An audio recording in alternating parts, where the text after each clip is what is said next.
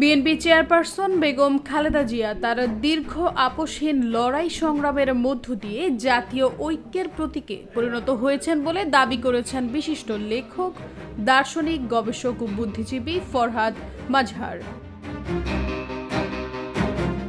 তিনি বলেন, বেগম খালেদা জিয়া তার দীর্ঘ আপোষহীন লড়াই সংগ্রামের মধ্য দিয়ে জাতীয় ঐক্যের প্রতীকে পরিণত হয়েছেন।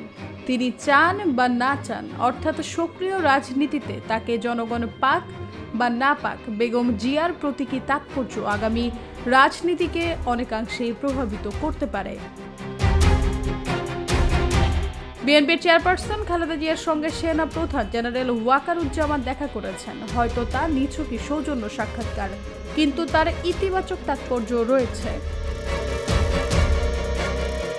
উপদেষ্টা সরকারের রাজনৈতিক এবং আইনি বৈধতার অভাব গভীর রাজনৈতিক অনিশ্চয়তা তৈরি করেছে। বৈরী ভূ রাজনৈতিক বাস্তবতায় তা অত্যন্ত বিপজ্জনক। সম্প্রতি ছাত্র তরুণরা জুলাই অভ্যুত্থানের ঘোষণাপত্র রাজনীতিতে সভা করে পাঠ করতে চেয়েছে, সেটা তারা করতে পারেনি কিংবা করতে দেওয়া হয়নি। উপদেষ্টা সরকারের মধ্যে তা নিয়ে তীব্র মতবিরোধ সৃষ্টি হয়েছে। দৈনিক আমার দেশ পত্রিকায় প্রকাশিত প্রতিবেদন থেকে জানা যায়, আইন উপদেষ্টা আসিফ নজরুল প্রস্তাবিত ঘোষণার সরাসরি বিরোধিতা করেন। এতে পরিষ্কার গণঅভ্যুত্থান পরবর্তী সময়ে জাতীয় রাজনীতিতে দুটো পরস্পর বিরোধী ধারা গড়ে উঠেছে এবং তাদের পার্থক্য ও বিরোধ আগামীতে আরও তীব্র এবং ব্যাপ্ত হবে।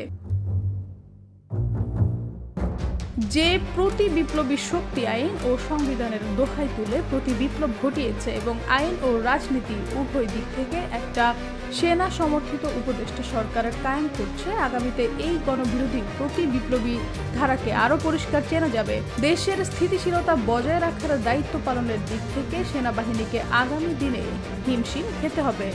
বলা বাহুল্য, জনগণ অবশ্যই সেনাবাহিনীকে জনগণের পক্ষে অবস্থান নিয়েছে, এই গৌরবজনক অবস্থানকেই দেখতে চাইবে। সেনাবাহিনী এই গৌরব ধরে রাখবে, আমরা সাধারণ জনগণ সেটাই আশা করি।